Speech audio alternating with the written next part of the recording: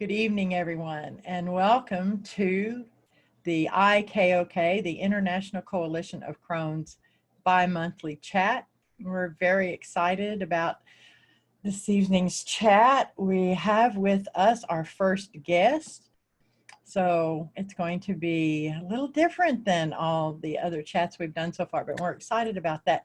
Let me introduce myself. I'm Essence Katharis, founder and one of the Krones of International Koalition of Krones.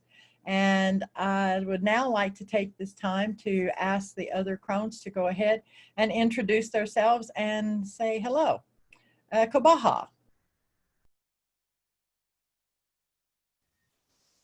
Good evening, everyone. Bonsoir for the French crowd. I don't think there is one. Okay, my name is Kobaha. I live near Sedona in Arizona. I'm a spiritual facilitator, intuitive, and crystal therapist. I aim to guide people on their spiritual path, providing inspiration and insight from a higher perspective. I'm very excited about tonight, and I would like to give a big welcome to Brenda, our guest. Over to you, Oriane. Thank you, Kobaha. I'm Oriane, and I'm from the far north of Queensland, where we're just starting to move into summer, so it gets hot and sticky here pretty quickly. I'm a qualified holistic counsellor, meditation therapist and teacher, Reiki practitioner, EFT tapping master practitioner, and I like to help people who are starting out on their spiritual journey, who get confused and there's so much information and misinformation out there, and I like to be able to help just do what my teacher, Essence, did to me, point them in a direction, give them a shove and say, go find it. And people with all sorts of problems and pains in their lives, that's where I'm drawn to find my bliss. So thank you. And I am so excited to hear what Brenda has to say today. All right, thank you. Thank you, ladies. I want to go ahead and introduce Brenda real quick and let her say hello. Brenda Julian Williams. She's the creator of Earth Project 777 and owner of the website Conversations of a Different Kind, has graciously agreed to join us this evening to share her sacred vision and sacred work.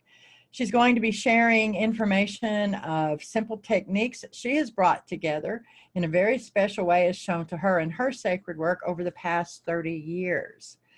Known as Earth Project 777, the vast knowledge and personal experience she brings forward to share is her gift, her puzzle piece of knowledge and wisdom. Like so many at this time who are bringing their part forward to meld with others, who also have vital knowledge to add to the fuller picture of what is necessary for the next steps of humanity's evolutionary process, Brenda will be sharing her knowledge with us this evening in this chat. So welcome, Brenda, and thank you for joining us. And if you would, say hello. Hello, everybody. And Essence, thank you so much for this opportunity. What's exciting, I think, for me is being able to come together with knowledge that we each have this specific piece of a puzzle, and yet we've seldom brought them all together in a conversation. And listening to you ladies and knowing that this is what you're about, is coming together from the different perspectives and looking at what can we do now to see the bigger picture, but also to give some information to, I call the mainstream, to people that don't have an opportunity to listen to some of the groups that are out there right now. Most people in my network, I'm a technician, so I guess that makes it a little bit different. Earth Project was designed to bridge between technology, spirituality, physiology. And as we began to start that, what we found out really quickly was that everybody wanted to get out of their bodies and go somewhere else. But the work has to be done in the physical. And so the whole project was about looking at what's stopping us from being able to do that. So all the tools and the techniques from Earth Project 777 were brought together to find out how can the human physiology support the spiritual integration of our divine intelligence. that's what it was about. So I'm excited to see where this goes and what we can do maybe to blend our perceptions, our perspectives. When I listened to a lot of the work that you were talking about in one of your chats about the soul chakra, the earth chakra, which is not my, my piece of the puzzle, but the physiology that I can actually show that that's a real thing was part of what I came here to do. And so that's where it gets exciting, because now it opens up a whole new world of listeners and participators that maybe have not had an opportunity to explore what you do in the language that you use. So that's pretty much what it's about. Thank you so much, Brenda. We're excited, and we're going to get into a lot more information, a lot more detail. One of the things that when Brenda and I met, I wanted to share this very quickly. When we first met and chatted for I think the first time, we the Earth Project, and Brenda and I just met recently, just so that everyone knows. Earth Project 777, which is what she's been working on for the last 30 years, and then here with me with the Metatronic numerology. And I find it so interesting because when she said to me, she was sharing basically with me what she's just shared with you all. What Earth Project is about bringing together the physical, the spiritual, and the physiological, or the biological at that. And I went, oh my gosh, that is the 777 frequency.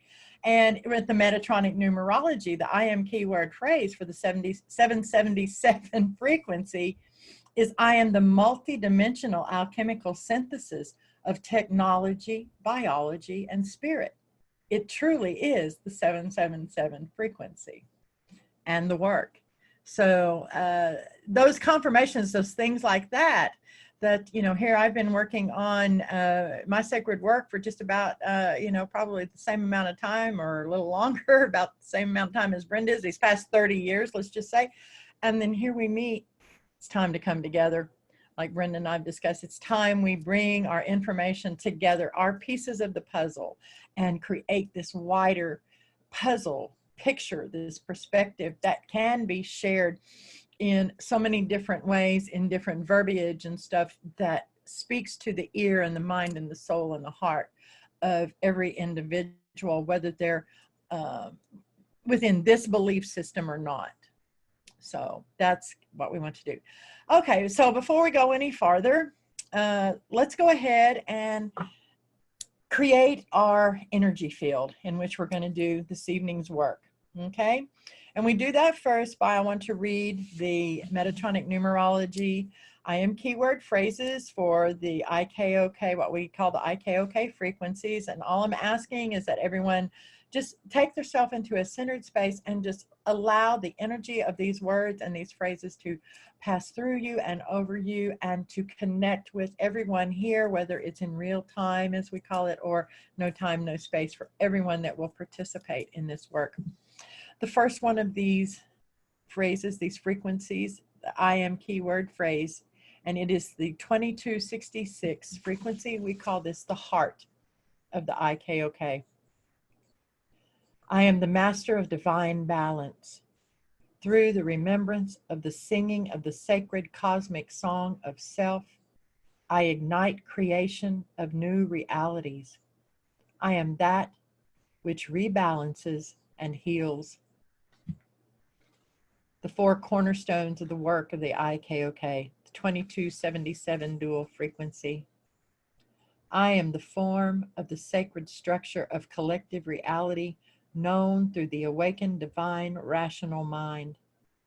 I build reality upon the foundation whose cornerstones are honor, integrity, responsibility, and expansion of sacred perspective. I am the master builder of collective galactic realities. And the 655 dual frequency, what we call the star seed I am frequency. I am that which is aware of the responsibility of clearly hearing the voice of love. I am responsible for anchoring love's message of rebalancing within the collective field of humanity. I am starseed.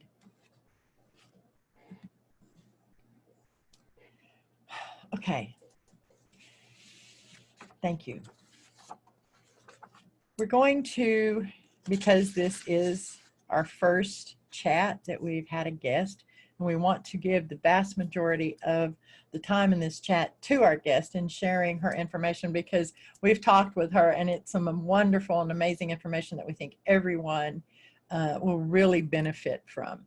But before we do that, I want to go ahead and allow and ask Ariane if you would share your message from Aunt.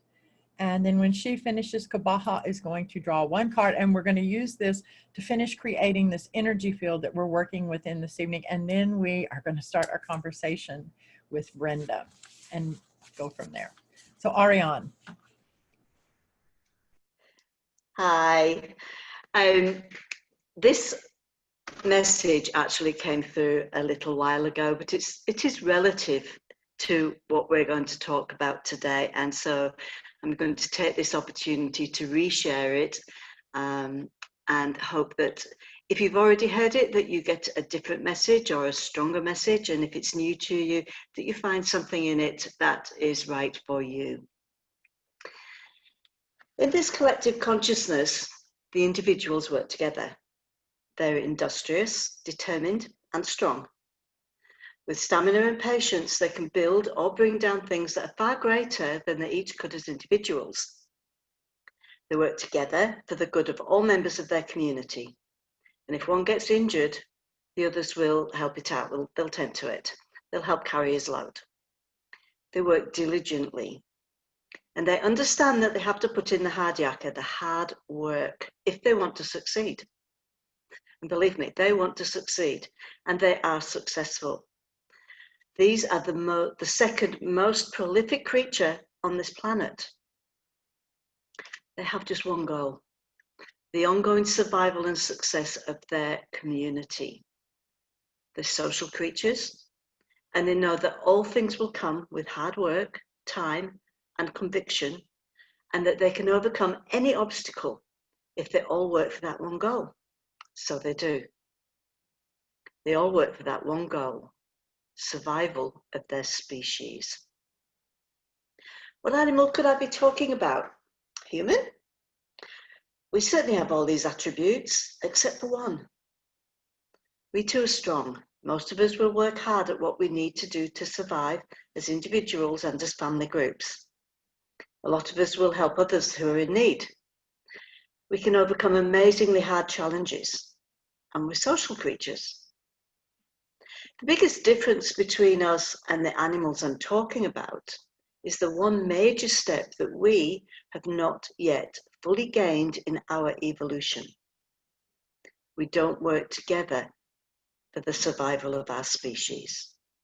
We don't work together for the survival of our home. The collective consciousness of humanity has almost 8 billion individuals. That's an awful lot. The collective consciousness of these creatures has an estimated quadrillion individuals. That's 1 million trillion. Way too many zeros for me. And they, not us, could in some respects be considered the rulers of this planet.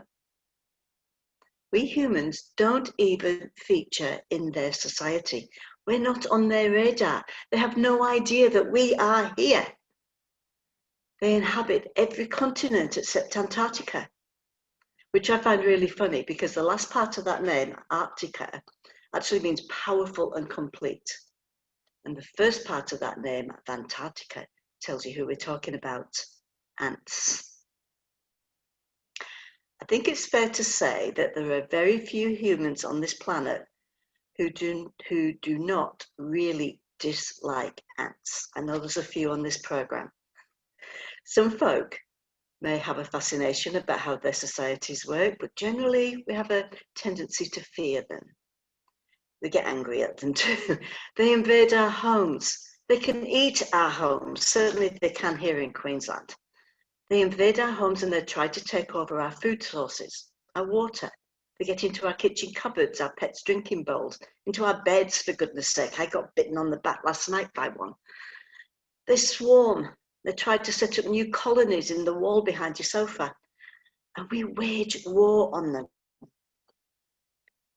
I've talked with the other crones about this, and we're all capture and release sort of people. The ants and cockroaches, especially those big flying ones, well, there's no capture and release for these.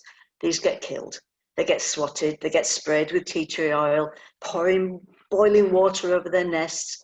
Our home's surrounded with a moat of diatomaceous earth. We do everything we can to make sure we don't have to interact with them. Yet, other than their physical form, in many ways they actually epitomise what we humans are aiming for. We talk about aiming for oneness, for everyone to understand that they're each a small part of something that is far bigger than us, that we're all connected, that if something hurts our planet, our trees, our oceans, our family, we too, every one of us, are subsequently hurt, all of us, including ultimately those that do the harm. Other than our physical form, we have so many things in common with ants, so many similarities, and this, I believe, is why we don't really like them. They could have been the dominant species of this planet if they were bigger. We run that race, first because we have opposable thumbs, and because we don't fully follow that path of oneness, that society that has only one mind. It's our ability to think individually that allowed us to become dominant. Though I sort of suspect that ants would challenge that thought if we could communicate with them. That ability to think individually is our greatest gift and our greatest burden. I suspect that ants don't have eureka moments. I suspect that an individual ant couldn't think up something as complicated as a motor car or TV or the wheel. It's probably just as well, because if they could, we humans probably wouldn't be here now.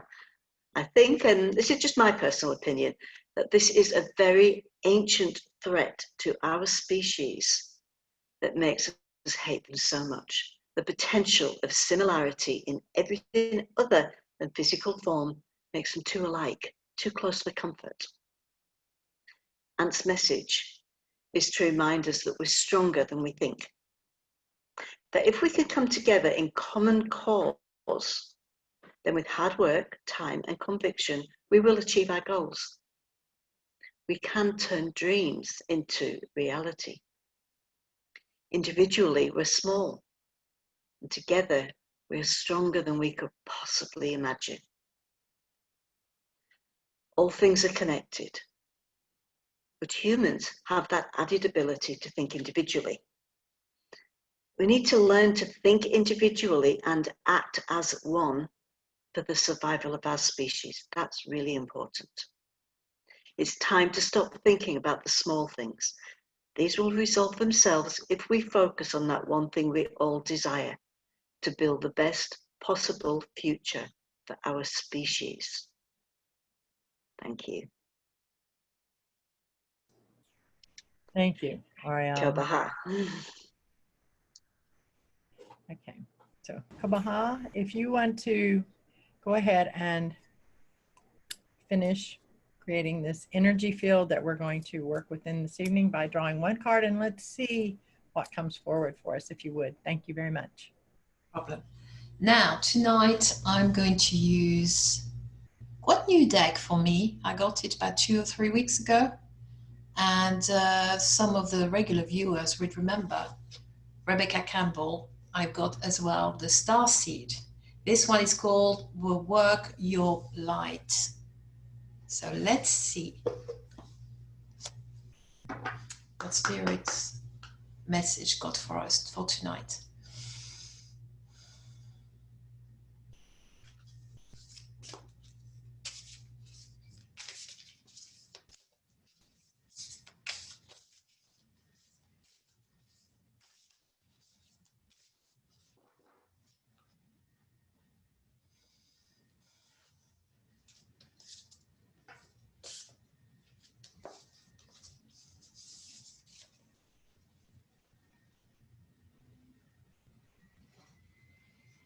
As always, those messages are so strong. Okay, I'm going to read the message on the card and show you the card. Share your voice. Come out of the cave. Persecution, expression. Look at that. This is the card. Okay, so if you bear with me. Well, the first message I'm getting, share your voice. Yeah, of course. The voice is an important part of us. But the voice I'm getting is coming from here. Your inner voice, your truth. Expressing your truth, your wisdom, your knowledge. And can be done from different ways. It depends. We're all gifted. I love writing. I only started this year to talk and use my voice in front of a camera, which I'm enjoying too. It could be as well singing, drawing, painting, you name it. But that young lady there on that picture, that was me a few years back, being a bit fearful to come out and voice my truth in order to help others to do the same. So the advice I will give you tonight, because the message is very strong, I'm getting it is time for some people to step up. It is time to basically come out of the cave. I know it can be nerve-wracking because you feel like I'm going to be judged. My family, my friends are not going to understand me. I totally get that. But believe you me, the day you do it, you're going to stand in your power. The other thing I'm getting, and I can hear the word, the truth and discernment. Okay, that's part of it. I know at the moment, if you look around you, if you look on the internet, there is so much information, quite often conflicting, and it's so hard to trust what is true, what is not. But guess what? First of all, your truth might not be mine or somebody else's. What matters is that you connect with your soul and connect to your voice, and you'll know straight away if it does feel comfortable. At the end of the day, your messages are not going to resonate with everyone. Okay? So you have to understand and accept that. But when you're going to stand in your power, you'll know. Your discernment will increase, and you'll know deep down what you need to share with others. And I think the message for tonight is connected to what's happening with all these people gathering for this chat tonight. Talking to you, the person who's there, thinking about, should I jump? Should I come out? Yes, it is time. And guess what? You are unique. You are important because you are part of a big jigsaw puzzle. Like tonight, each of us, we actually represent one piece of that jigsaw puzzle. And Spirit is saying it is time to come together in order for the collective consciousness of humanity to create a new reality. So I hope the message is going to resonate with you, but it is very powerful.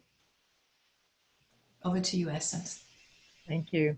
Thank you very much. Beautiful message, and I think very relevant. And we have a master with her master puzzle piece bring forward this evening. So Brenda, once again, thank you for joining us. We're truly honored, and we truly look forward to hearing you share what you have learned, how you've learned it, where it came about. So I'm really going to, let's start with, I'm hearing share it with us and our listeners a little bit of information about how did you get started in looking for this truth that you are now sharing, this puzzle piece that you have put together? How did that all start for you? If you don't mind, would you share a little bit of that? Certainly. I've heard over the years that many people in circumstances like me, I'm from a very conservative area in North Carolina. Having a conversation with a group of people like you would have been the last thing on the planet I would have wanted to do, because it was like, oops. We understand that. We understand that. Well, I happen to be one now, so I do. Yeah. But in 1990, my conservative reality got rattled to the ground. I was diagnosed with a very aggressive cancer. Given a very, very sketchy prognosis, well, we could have a big chemotherapy cocktail and maybe it would buy me a few months until they could figure out some way to take care of it. Something in my inner voice said, no, don't think so. I did have the surgery that was scheduled the next morning. Actually, I heard about it at 10 o'clock, and at 7 o'clock the next morning, my surgeon had me and bless his heart. Thank you. I'm very grateful today. But what happened with that, I was very debilitated. And I wound up, my husband had built and my son had built this huge deck on the back of our house in the middle of the woods. And I sat in those chairs in the morning because that was about all I felt like doing. And I began to watch the rhythm of the birds when they would come to the bird feeders, or I would notice how the way the leaves would turn when the wind would change. And I began to notice movement around me that was very rhythmic. It was very quiet. It was very still. And then I began to have imaginations. So of course, because I didn't want to take chemotherapy, my family wanted me to go and see someone who would maybe talk some sense into me. So I went to a psychologist, Dr. Bob, and about the second time to go in to talk to Dr. Bob, he assured me that I was not the least bit crazy, that I had my full faculties. But I had asked him as I was leaving his office one day and my hand on the doorknob, and I turned around and I said, have you ever thought you were someone else before you were you? Well, here he is with this necktie and this white shirt all the way up to here, freaking out, eyes like this. And he said, no, what are you talking about? And I said, I don't know, but I think you're the person who's going to help me discover it.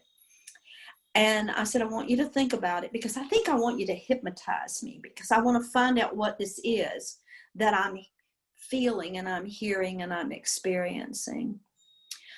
So he did. We became really good friends because we worked together for quite a while. And each step just gave me a little bit more understanding because there were so many synchronicities. After a while, you don't question them anymore. You know they're true. You know when all of a sudden you recognize and you call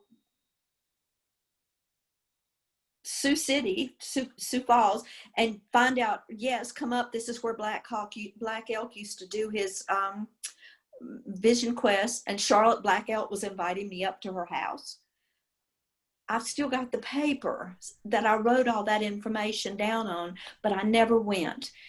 And the girl in the cave, that would have been me, because to have gone and taken those steps at that time would have destroyed everything around me, or so I thought. So I began to be real quiet about it. I was given the understanding right away that I was to journal everything every day in my own handwriting, not on the computer, in my own handwriting. So I have journals since 1990, not only journals, but pictures and diagrams and everything. So the process with Earth Project, first of all, from 1990, I would say, to 94, was my dismantling of my very conservative belief system, and maybe running into one or two people from time to time that would have something a little bit odd, but nothing like what I've encountered over the years. In 1994, my husband was given an opportunity to fly to California, to San Francisco, to be VP of sales for a major legal publishing company. Well, I had already sort of gotten a hint through the airways that I was going to San Francisco. And I'm going, yo, how are you going to make that happen? We're on an airplane flying to San Francisco to have a vacation, he said, because under no circumstances was he planning to live there. You know, that was not where someone from the Bible Belt in North Carolina goes to live. But we did. And I wound up on Miwok in Nevada, which is way north of San Francisco. He commuted down to San Francisco, but that became my first dance into things that were beyond anything I could believe. But yet I would find people that could give me the next piece of that puzzle, to give me the next step, not to tell me what to do, but to validate what I was experiencing.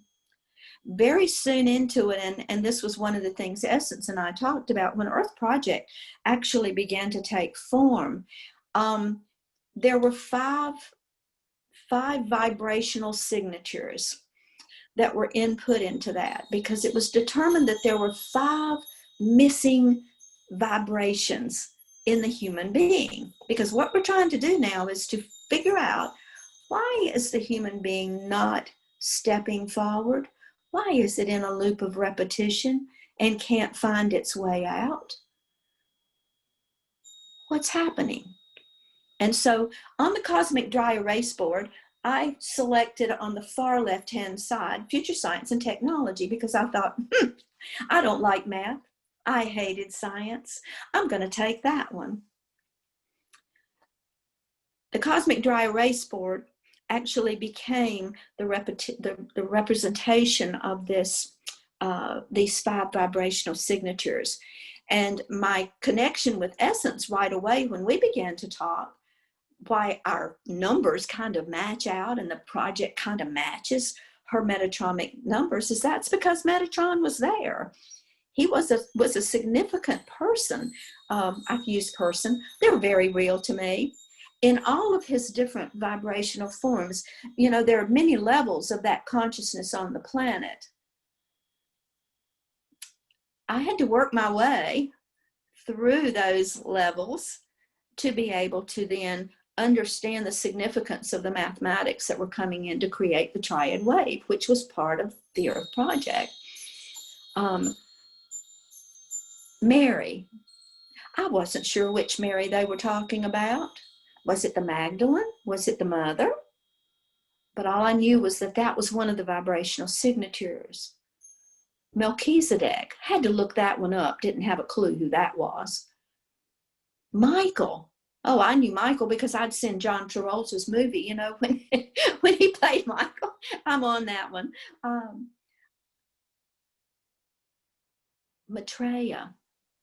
Took me a long time to find anybody who knew what Maitreya was. But those were the vibrational signatures that were necessary, because we were looking for that compassion. It had that vibration of compassion had to come back. That willingness to persevere through anything. That willingness to explore academically as well as experientially. Because first of all, in order to make this work, we had to bridge that. Because if you go to school and you get to be really, really smart, which I did not do, by the way, then you've got to unlearn things, because all of a sudden now they're not matching. You find that you've been very limited. On the other side of that, if you are experiential, then you don't have any validation for what you're doing, or you're just making it up. And sometimes I would just say, I'm just making this up.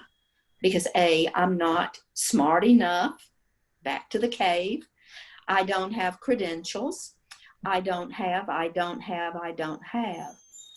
But as the years passed, gradually, science began to catch up. Who were these people, quote unquote, these technicians that were part of the Earth Project. As it turns out, and I later learned about 2010, they were actually very similar to the intelligences from the multiverse that came down and talked to the indigenous in the beginning.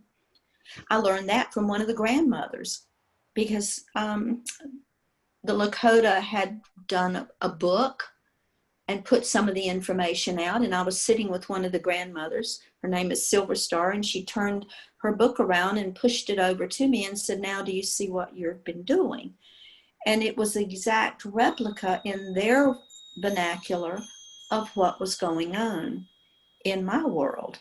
So we began to look at how to bridge that language, because what has turned out with the Earth Project was that I had to learn how to speak in different vernaculars. I had to go to be able to sit at Duke University with a whole bunch of white coats to explain to them why the reset breath was so important.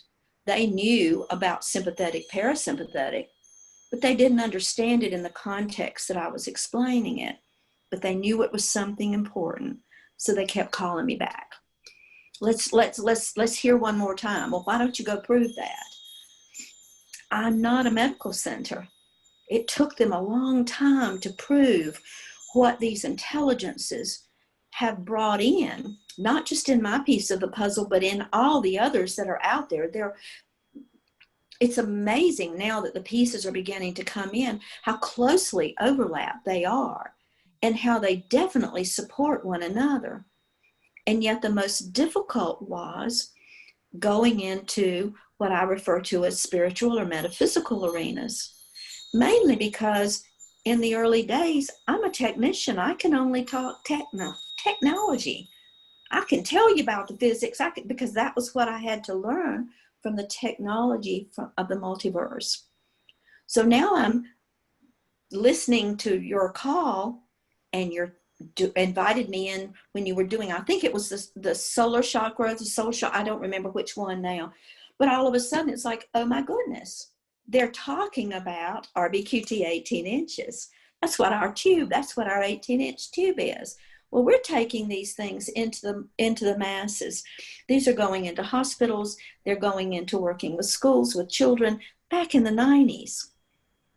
But I didn't have the bridges, nor was our timing ready. Right. So what's happened now is that the bottom line of the Earth Project was to bring in all of these, fill in all the gaps, what we were missing, but also to help people understand that the physical form that we live in can house the entirety of not only our spiritual essence, but also our divine intelligence, and communicate that without ever having to read a book or take a class. Those are things that we do because we need to learn how to be together. We need to learn how to play nice with one another and expand and embrace our diversity. Because if we can't walk away from every encounter with something new, we're limiting, and we're not allowing that essence to become all it is. We are the sixth element. We are the full embodiment of divine intelligence, but we're in a body that can walk around and communicate with people and be present with them and share with them and expand and hear and listen and feel, because the physiology is the most incredibly powerful computer system, right, manufacturing system, pick a word, that has ever existed, and we don't use it. I'm hearing in this moment here a couple of things. One of them is something that in this belief system, I'm going to use this term loosely and generally, New Age belief, it's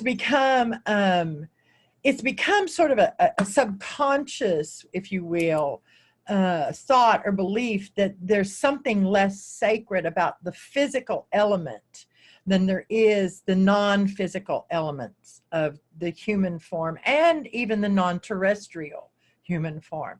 And that is something that I think Brenda and I have touched on a little bit in our conversations, is like, we've got to get past that. That has to be understood, that there's that the third dimension, as we call it, the 3D everyday commonplace reality, physical form, is every bit as spiritual as is those realms that in this belief system we think of as the higher self, the multidimensional self. All of this, they're all necessary.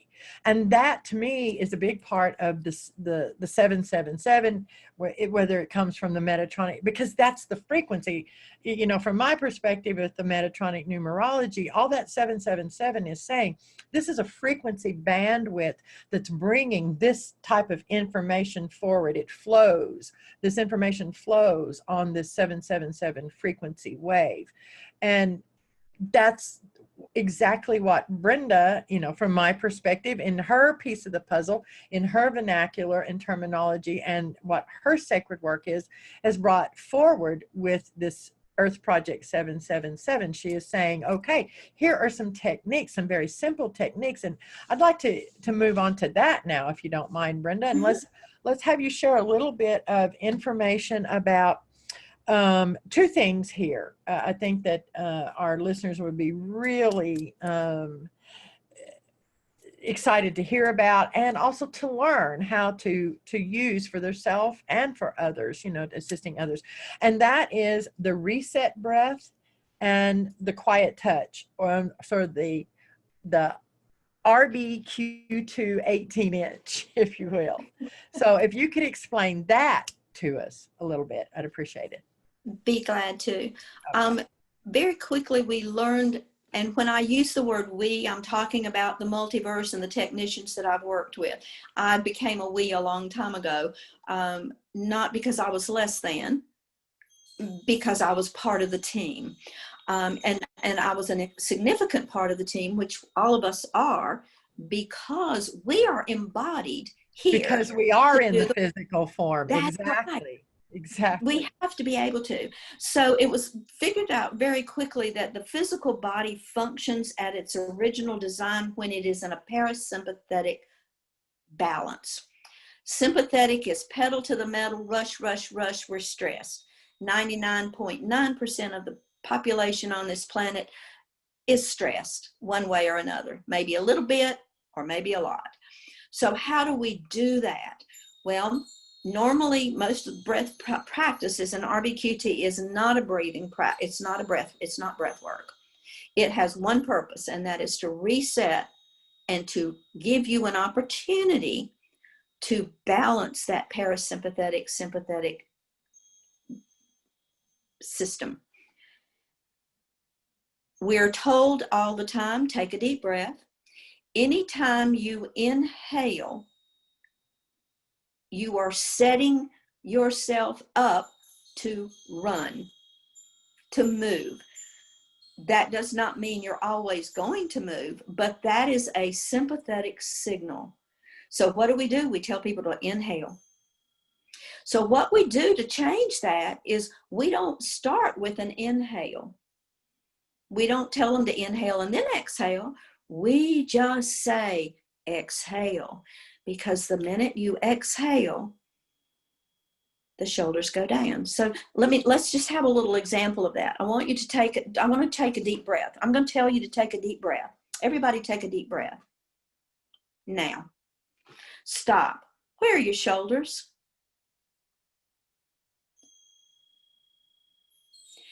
Normally what happens is that's a signal. We call them signals. Signals will bring the shoulders up. Why is that? Because the primitive brain connected to the limbic system, which holds our emotional and information, is getting ready to run from the dinosaurs. So how do we change that? So what I want you to do now is just exhale. Exhale through your mouth, everybody. Exhale. When you notice that breath, where does it go? Where does your breath go? Do you notice any difference between an inhale and an exhale? We're noticing. That's the key to the reset breath. So I'm going to tell you how to do it so we can do one. I will say, ready, begin. And then I will go through the process. Don't do it with me to start with. I say, ready, begin. Exhale through your mouth. Inhale through your nose. And exhale through your mouth. Simple. That's all there is to it. We'll do it together the first time. But from that point on, you will do it yourself. And the reason for that is you do not want to adapt to my rhythm. Each of us has our own rhythm and our own movement through information through our bodies. So it looks like this. So you'll see that it's not exaggerated. Exhale.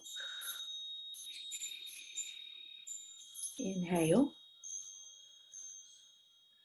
Exhale. And nothing really moves because the air, the breath, the body will assimilate the breath all by itself. So will you do it with me? Is everybody ready to try one? Okay. Ready, begin. Exhale through the mouth. Inhale through the nose. Exhale fully and completely through the mouth. Just allowing your breath to pass all the way through. As you go back to your normal breathing, I want you to just take a moment to pause, not your breathing, just your attention, and notice anything you might be experiencing.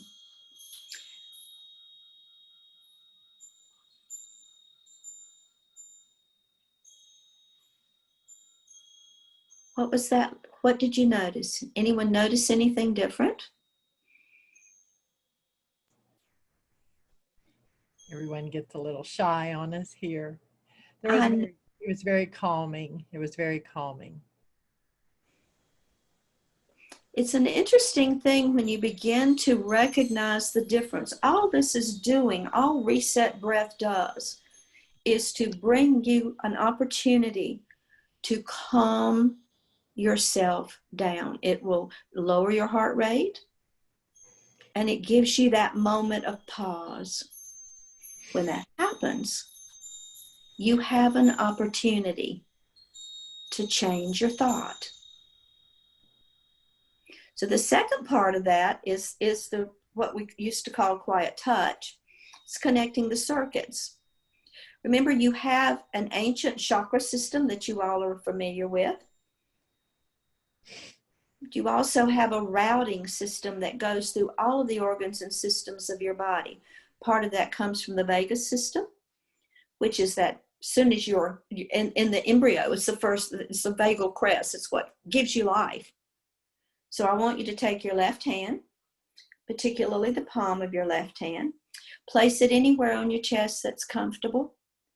But I want you to notice as you bring your hand in, notice what you might be experiencing between your hand and your body. Just take a moment to notice. Those of you that work with energy, you can feel that space. You can feel that energy there. Also, when you put your hand on, the palm of your hand will connect an electromagnetic connection to the heart. Is it the heart, or is it actually spirit, where spirit resides with that electric little spark in your heart that gives you life that actually starts somewhere else? So noticing that hand, now I want you to take your right hand, bring it down to your lower abdomen. Your little finger sits very close to the pubic bone. You're cradling that little I call it a woman's pouch, the little woman's pouch down there. Your thumb will just naturally fall into your belly button. Again, noticing what you experience as you bring that hand in, because what we're trying to do is to bring awareness to movement, bringing an awareness to the fact that you're actually in a body and you're taking a moment to notice that something is touching it. And as you sit with that, what you're doing, that right hand is on the vagus nerve, which connects to every system in your body. And it's actually what starts life. It's called the vagal crest. And when you look at it, there's a thing on my website, I think I put that up yet, that actually shows what that looks like. But if you Google vagal crest, it will show embryonic vagal crest. It actually shows, it looks like a fetus. It's just amazingly beautiful. So when we have these here, what we're doing is we're connecting the circuit between the higher part of you from spirit and your physical body. You're connecting the circuit, completing the circuit. So let's do a reset breath with that now. I'll say ready, begin. Ready, begin, exhale. And now move with the rest of the breath on your own. Inhale when it's comfortable.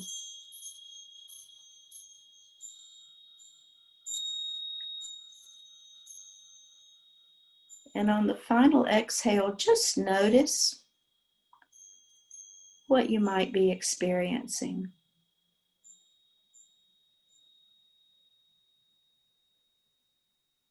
If you're doing this when you're meditating, it will slip you right into that connection instantly. But when you're doing it driving a car down the road, you don't want to close your eyes. So the most effective and important way to use this is to keep your eyes open. Remember, we're in a body with work to do on the planet with other people. So we don't walk around with our eyes closed because we do not go into la-la land. The body does not need to be out of body when it's trying to do its work with humanity.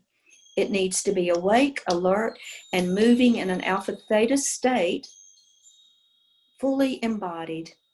That's what it means to bring divine intelligence into the body and be able to use it and exercise it. There's no inner conflict between my thoughts, words, and actions when I am in parasympathetic resonance, because I'm not fighting.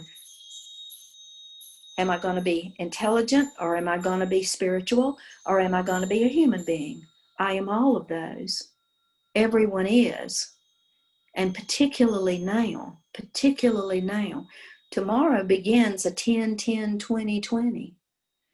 We are moving tonight into this incredibly powerful opportunity. And if we move in with our physical form functioning the way it was originally designed, then our little dance into 2020 for the rest of the year may be a little less complex, because the question marks go away a little bit. That was what the project was about. Using the intelligence of the very systems that were involved in our evolution, but are also being affected by what's going on here, and wanted us to have a good opportunity to do it right this time. And I believe we are. I don't know how far we'll get, but I think there are too many of us starting to come together and communicate about it. But if we don't get in our bodies, open our eyes, open our hearts, and open our minds, that our strength is in our diversity, and start to bring that together and embrace it, that's what we're here to do. You guys, all of you, the Krones and those that are on, you have cradled in your hands an opportunity to share ancient wisdom with the masses. And one thing that happens when the physiology is in that sympathetic parasympathetic balance, they hear you, they feel you, and they remember what you're talking about. That's where the language changes. They used to sit when I'd go to Duke and be there with all the white coats in their little auditorium, they had no idea. They'll tell you they had no idea what I was saying, but felt something. They felt something was there that they needed to know, but they couldn't prove it because it didn't fit in their box. How did we now take the wisdom that you bring? Because I can tell you that everything about RBQT 18 inches is the very same thing that you guys have been doing in these gatherings that you've been having. You're just calling it something else.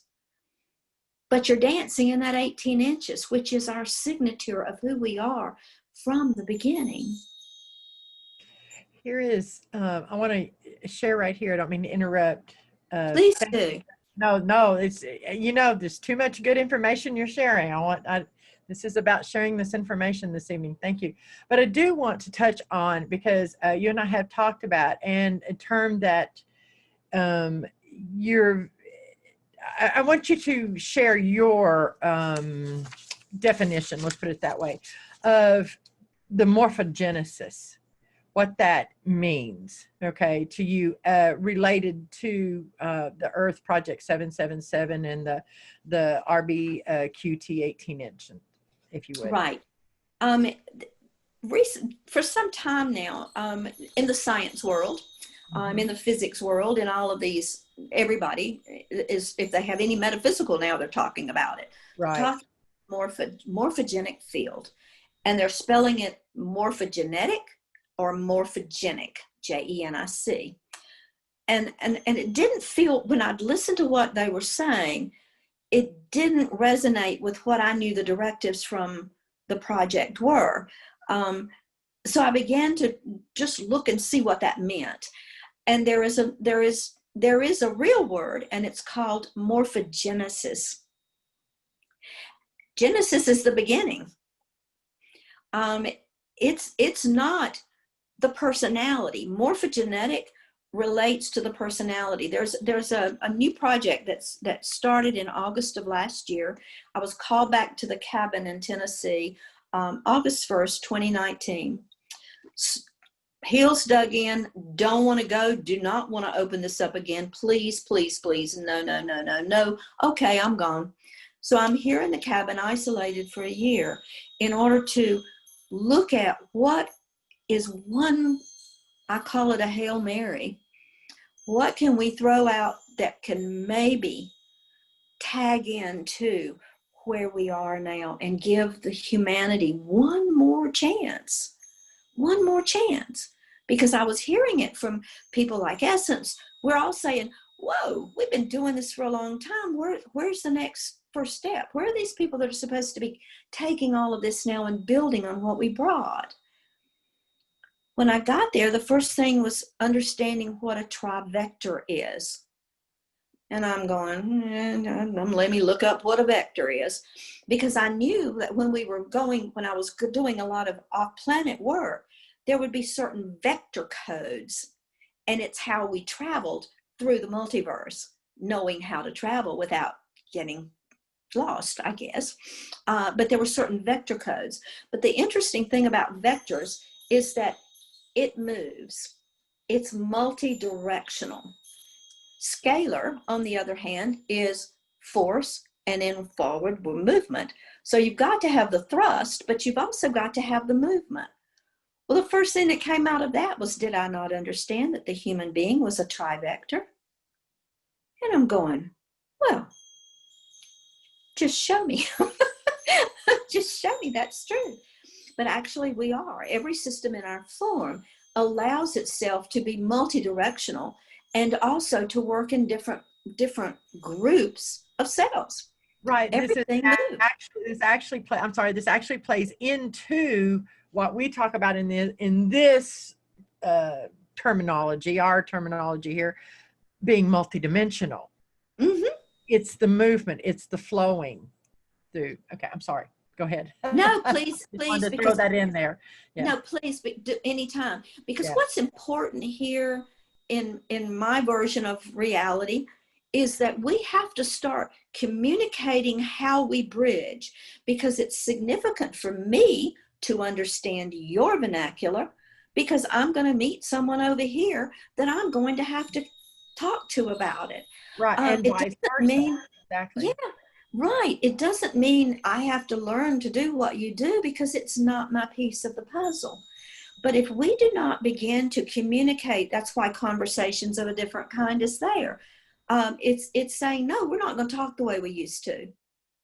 And no, it's not about interrupting. It's about, let's bridge it in when it's time. When it comes in, don't wait, because by then we've gone to something else.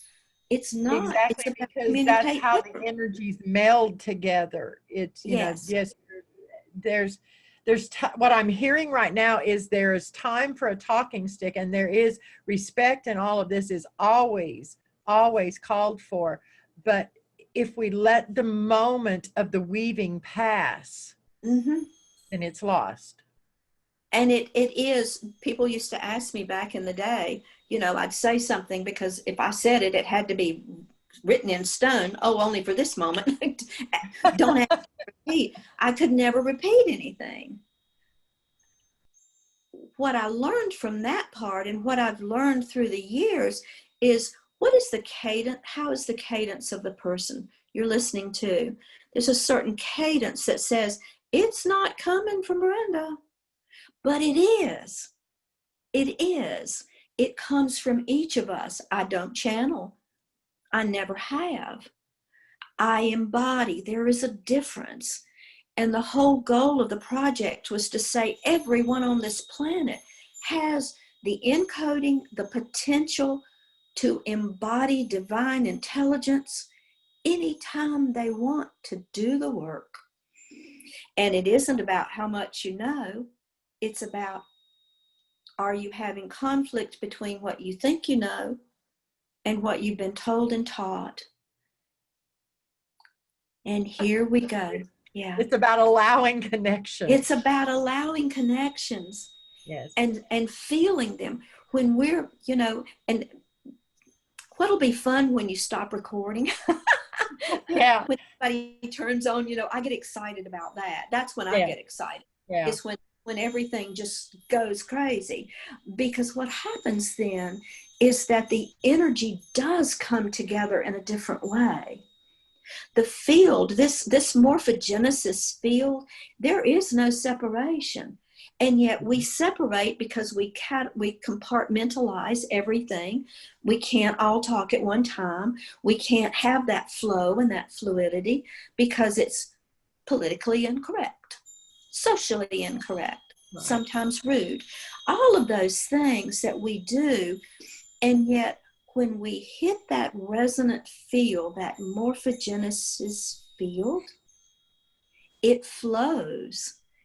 And we all recognize when the energy changes and it's time to interject another thought because you're so aware. So that's what the 18 inches of RBQT is. When we talk about the 18 inches, if you put your hand out in front of you about like this, from here to your body is about 18 inches, and it goes around and around your body, 18 inches. It's a tube, no top and no bottom. There's nothing that has, where does something go when it goes out of your head? Connects to source. Where does it go when it comes out of your feet? Connects to the planet. We're on the planet in this fluid movement with her because she has agreed at great cost to her to allow us to ride this ride with her one more time, because she knows where she's going. And if we don't catch up pretty soon, we're toast because she's on her way. Yeah. Well, I, for one, want to be on my way too. And I think you do too. We all talk about it. How do we do that? We bring the physiology into resonance with that divine intelligence. And we know how to do it. We know how to do it. We innately know. That is the 777. That's and that the is 777. I didn't come up with 777. I didn't know what 777 was, except I knew that it was a sixth element. Yeah. I called it in the beginning the Holy Human, WHOLLY. Like that. The tri-vector system is a holistic system that allows people to now use these simple tools. I'm talking about the masses. I'm not talking about the elite groups, because you all have your own way and it is accurate. it is accurate, but there are still some tools that can make it a little simpler.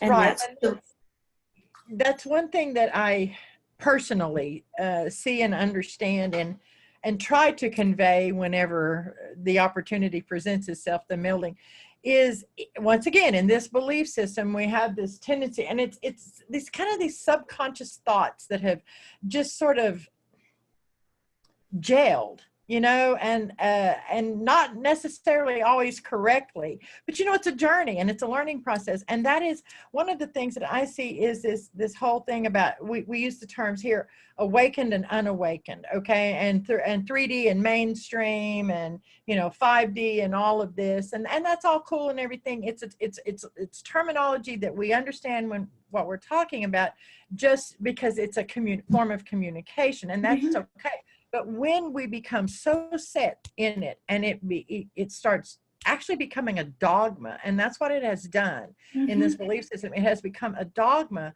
that doesn't allow the flow that we're talking about here. And that's what we have to get past. Kabaha, you have something you want to say here? Well, absolutely. And quite related to what I said, actually, from the card I pulled today. Sometimes people, and I understand, especially the newly awakened, not having that confidence. So much information they can find very conflicting. They're not ready yet to use their intuition, their discernment. That's why I'm saying to try to say sometimes to people, one way, one tool I'm using is right for me, but might not be right for you. And yes, we need to try to convince people to use more their intuition and discernment to find the right way of connecting with spirit and do the job they're meant to do now in this life. Yeah. Right, very much so. And that's what I like about, of course, you know, and a couple of things here earlier on, when Brenda, when you were talking and sharing some information about yourself and your personal journey and stuff, and you said something about, you know, you weren't credentialed and all of that. I come from the same school. I come from the same path. Those of us, a lot of us who've been on this path this time, I'm not, our paths have been a reawakening and a reopening to the knowledge and information that we know and we access. And that's what we're trying to, in our way, with our piece of the puzzle, trying to share with others and saying, just like you said, I'm not saying this works for everybody, but here's what worked for me. Here, let me share this with you.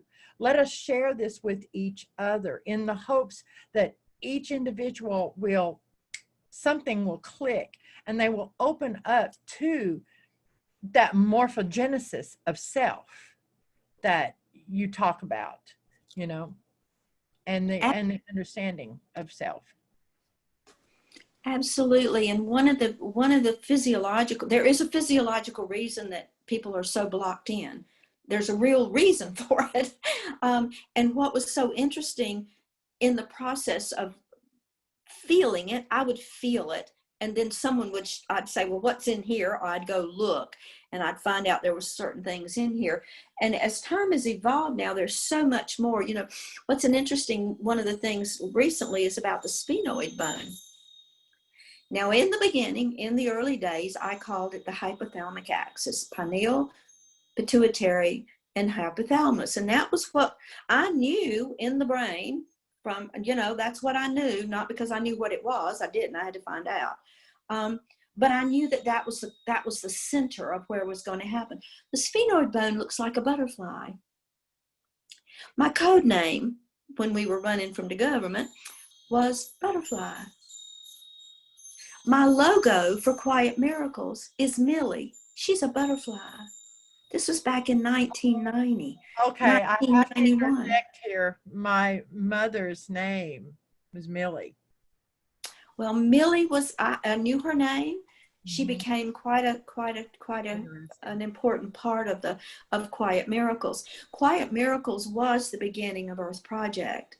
Quiet Miracles was here to move into mainstream, and it did it from 1992 until 98 maybe. I think it was, yeah. And I was a nonprofit. We were doing programs in hospitals and schools with RBQT. Yeah. Yeah. That's amazing. School systems, everything, crazy. Had no proof, had no credentials, but it worked. It worked. The credentials the credentials are the truth. Yes. The credentials are the truth. Well, actually, and that has gotten lost from my perspective so much in this current new age belief system. It has become I'm not trying to sound judgmental. It's just, I've been on this path a long time. And right. I have seen so many changes. I've seen things come and go, and not all of them positive and not all of them negative. But I have actually seen this belief system that started out pure and simple and open and accepting become something very dogmatic that now is confining and restricting in so many ways. And this is what, I don't know, just in that sense that we're talking about here, I know my connection with you, because like I said, we just found each other recently in this lifetime. I know in that knowing that my connection with you is about this rebirthing of what needs now to come forward, because we are running out of time. And I don't mean that in the sense of, well, I do. We're running out of time to, pretty much. To open this up if it's going to go forward in this collective's current journey, bottom line. And that's why it's time for us to come together. Yes, Kabaha. Yes, now I understand your connection between the two of you, what you can bring. It's all about going back to basic, showing the mass the simple things and saying to them, that's where you need to start from. And you're right, Essence, through the years, I haven't been spiritually awakened that long, but although, since 2012, I've seen gradually the change, and we've got more and more people spiritually, and it's not a judgment here, spiritual teachers telling people, new awakened people, this is the way or no way. Yeah, and that's ego. That's ego. Yeah. There was a process in the beginning with the project that in the Cosmic Dry Erase Board that draws a line down the center, and there was going to be experiential and academic. It was set up in the beginning that the two would do their work separately, and then they would come together at some point. We call that the fold over. It's when we begin to support one another. I've been very, very fortunate during this process, and particularly recently, all of a sudden, to meet with these academics who have the clout, who have the credentials, and who have the audience. But they didn't have my piece of the puzzle. They left out the fact that the physical body is this is the engine. We're the train. We're the train that's pulling all these cars along. The physical body is what's going to get us through this. So how are we going to be able to bridge? I can prove scientifically with my work what you guys are talking about when you're doing the soul chakra and the earth chakra. I can tell you physically what's happening. Not that that's relevant to validate what you're doing. It isn't about that. No. But people who are coming into this newly or have had some experience have been exposed to things that are very sort of not, they're sort of up here without any anchor to their body. It's really easy to bring that in using this simple breath. Because what happens is it awakens that remembrance it awakens the morphogenesis. It awakens that spirit. The trivector works off of Tesla's 369. So if you look at this is the 9. Spirit. Right. Inhabits body. Right. 666. Creates personality. We didn't come with this personality, but we get over here and we get so excited that we start making detours. All we have to do is close the loop and trust. But no. I'm gonna get distracted over here because I want to take 48 classes because I want to learn everything there is to know from everybody there is to know. And I'm gonna take in everything they tell me. I'm gonna get the imprinting. Posted a blog on that today. Thank you. Thank you, Essence. You're welcome, darling. Instead of a detour, what happens? Well, we have the mechanics. And I use that word because that's all RBQT 18 inches is. It is a mechanical process. It doesn't tell you what to do. It doesn't make you do anything. Neither does the triad wave. It provides training wheels, but it doesn't give you the answer.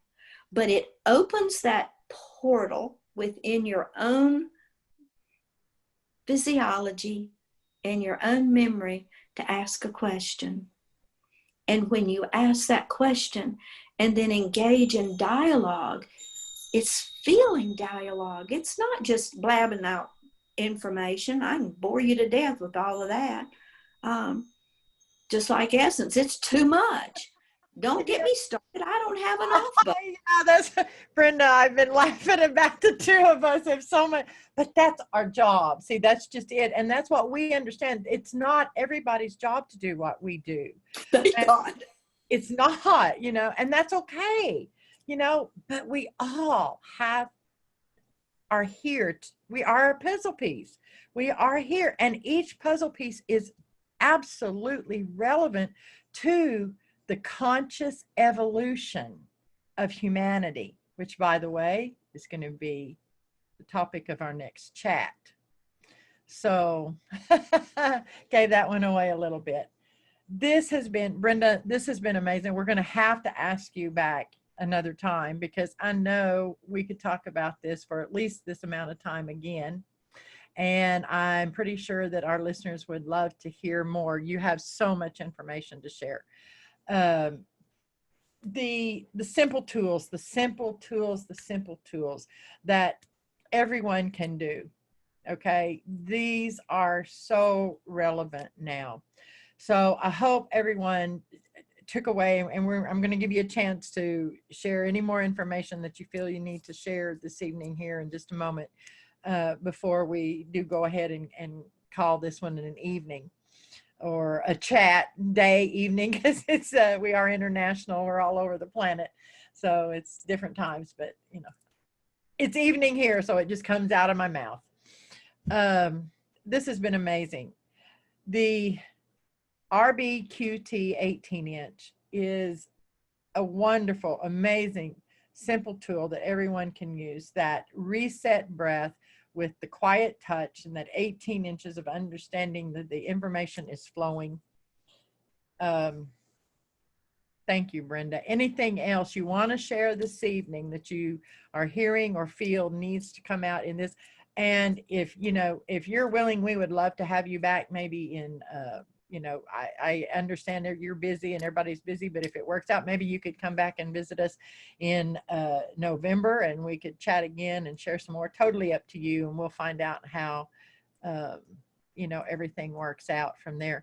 But so do you have anything else you'd like to share this evening, though, before we go ahead and start calling it an evening? Just thank you all. It's lonely sometimes, you know. Yes, it is. It's lonely sometimes. I am grateful more than you can say, because what I never really didn't believe that this would happen, that we would reach a point that we could actually begin to bridge and actually begin to bring information that was considered, you know, woo-woo, into mainstream. But I'm telling you, people are hungry. They want something real. and we have physical forms that can do that, and we have outreach to do that. Sometimes we just have to learn a little different way of presenting it. But what I'm finding is that I just tell it like it is, and if you don't ask the question, I don't have anything else to say. Well, I'm looking. I did have a list. I'm just double checking to see. Okay, we talked about Earth Project 77, the trivector system a bit, the reset breath, the quiet touch, the RB, QT 18. Did you mention the triad wave? Well, I did loosely. Yeah. And yeah, I did loosely, and there's a lot of information on the website. Yeah, I know. If you want to just touch on that, and that's maybe where we could, end with your information, and then possibly if it works, you can come back, we can start there. Okay. I'll just give you a quick update on it. First of all, Okay. it's in three segments, and I can give you a quickie about what each segment. The first segment is based on Schumann resonance, which allows us to move with the planet. Okay. The second segment allows us to travel out of body but remain in body. So we're traveling the multiverse, but we are still in our bodies. Connected, very much connected, and sometimes there. The third segment opens us up to this morphogenesis. What it does is to give you access for a brief moment to every vibrational frequency that exists, both the overtones and the undertones, which gives you access to every movement of every kind, because that's vibration. Vibration is movement. We're talking about the bioacoustic, the movement in the body, the ecoacoustic, the environment. And that's what the wave was designed to do. All of a sudden, I think it's going to have a new keeper. Yeah, it's done its job. My job is kind of going on to bring the trivector on now. But the wave, I think, is going to have a new keeper. In fact, it is in negotiation right now for it to be embedded underneath some of Justin Bieber's work. Oh my gosh. See? Yeah.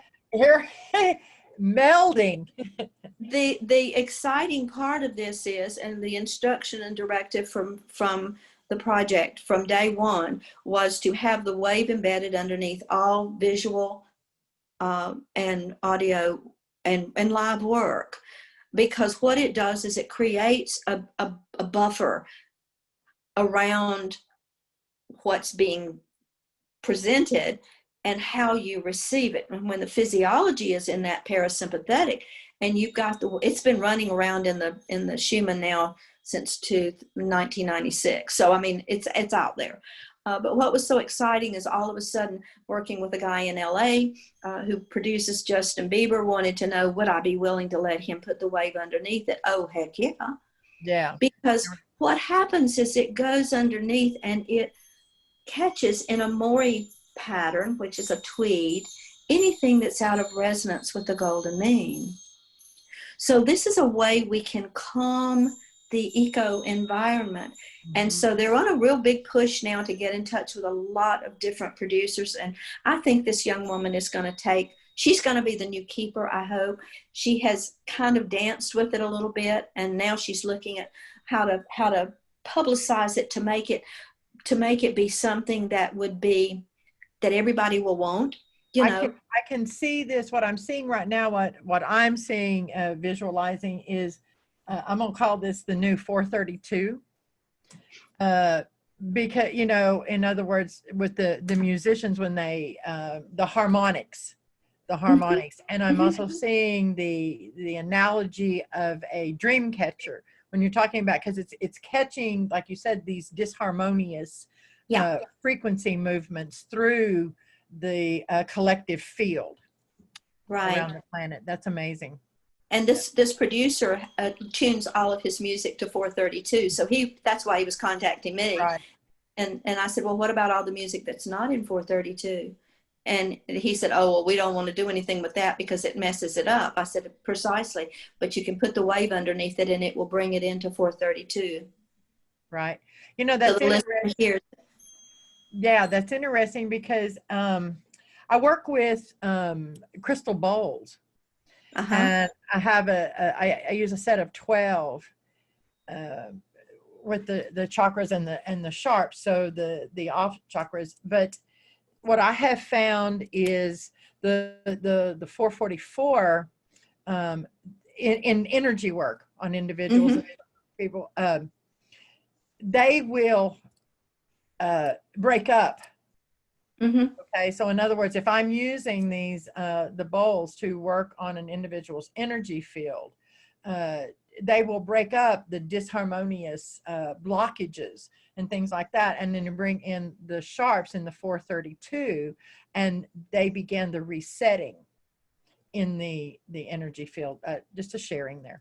Just there's actually it's called planetary. Gosh, I can't remember the name.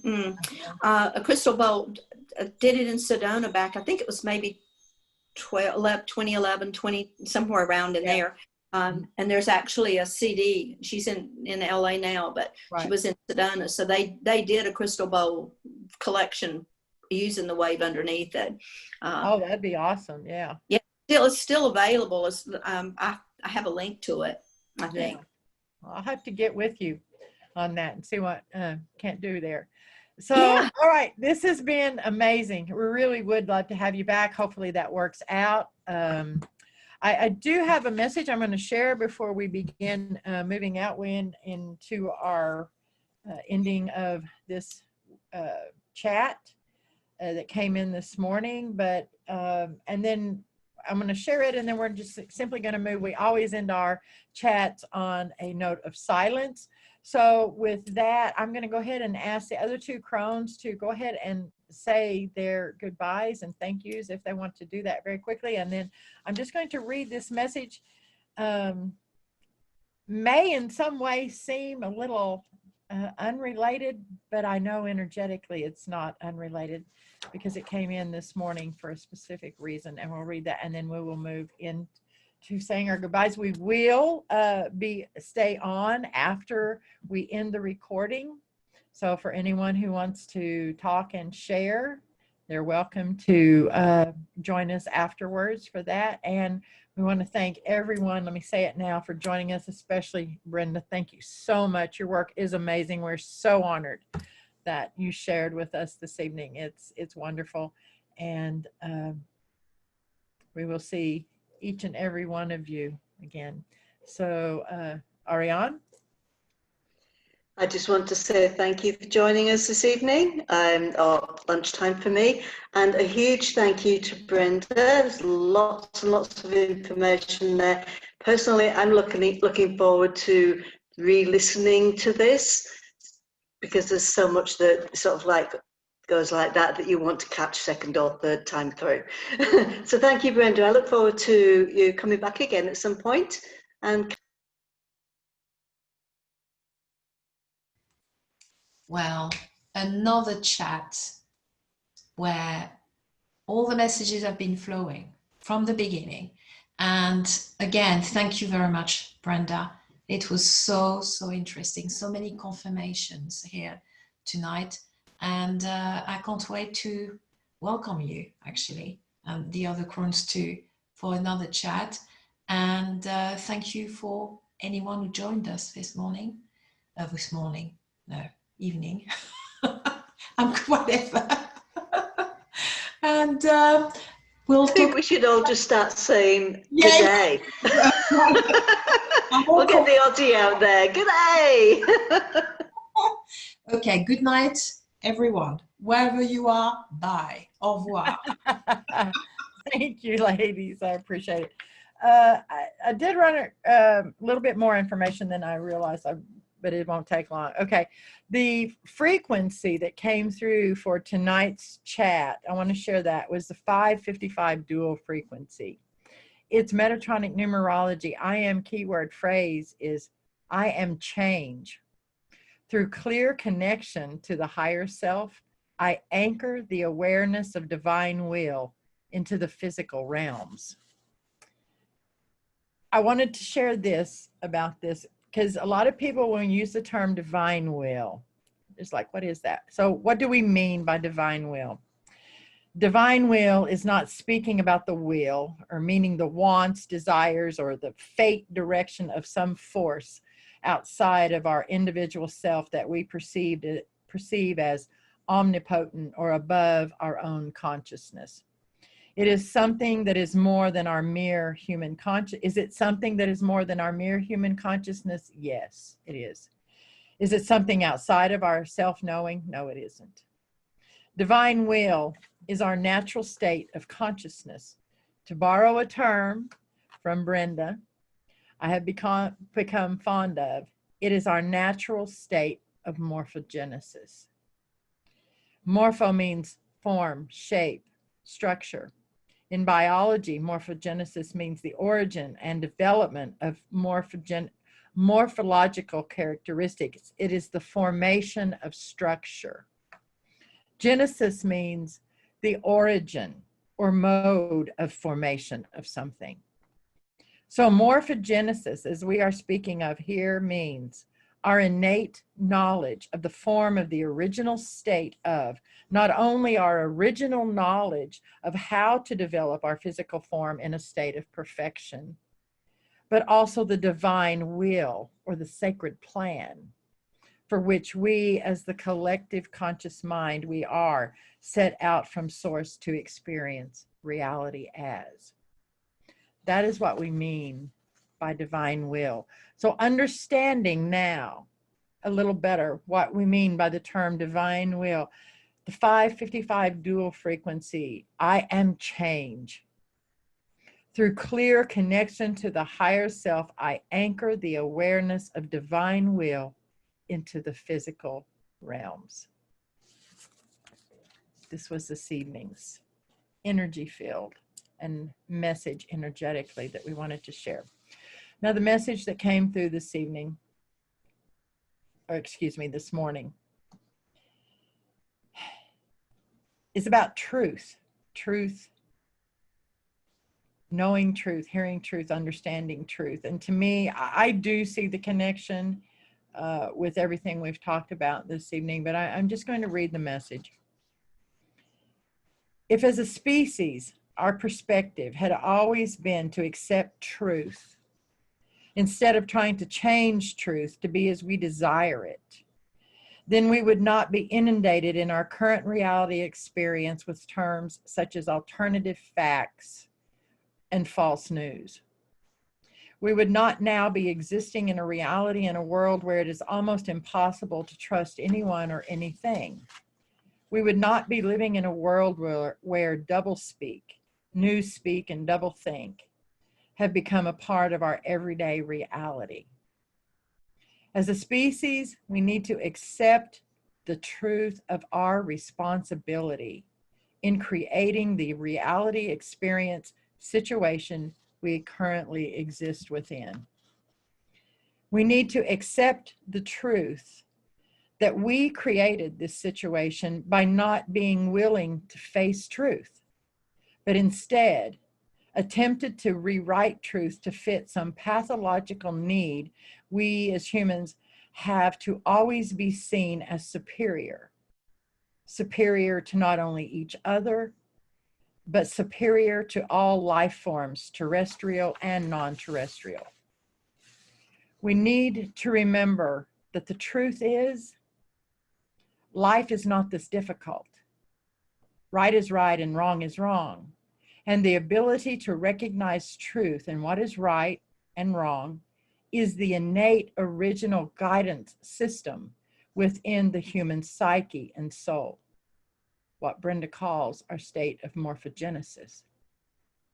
We, each of us, need to clear away all the weeds of untruths that have encased and imprisoned our hearts and minds.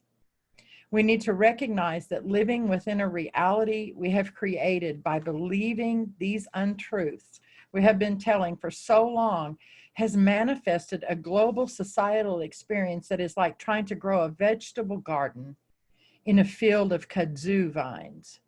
And we are being smothered and strangled to death by the very lies we tell ourselves and accept as a collective.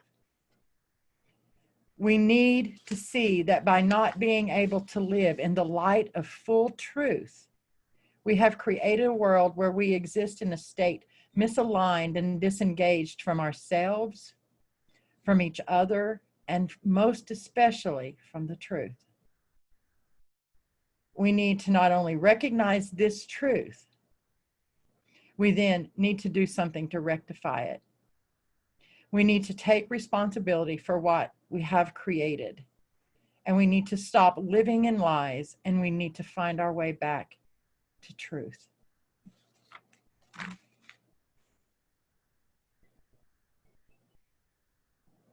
I'm so honored that each of you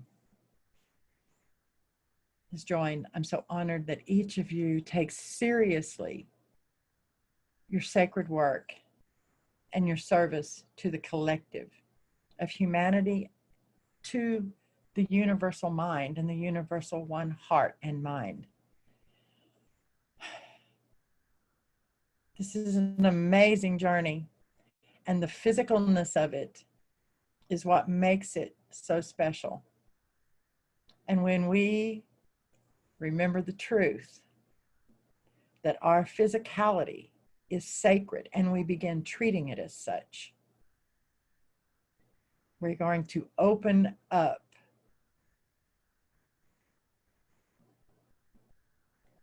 areas of the multiverse that we can now only dream of.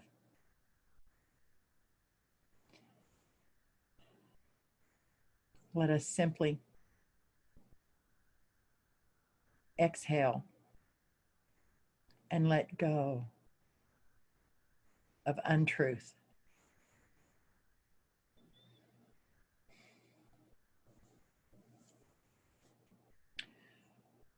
Kara unche prana. I am the ancient future breath of life. Kara unche prana.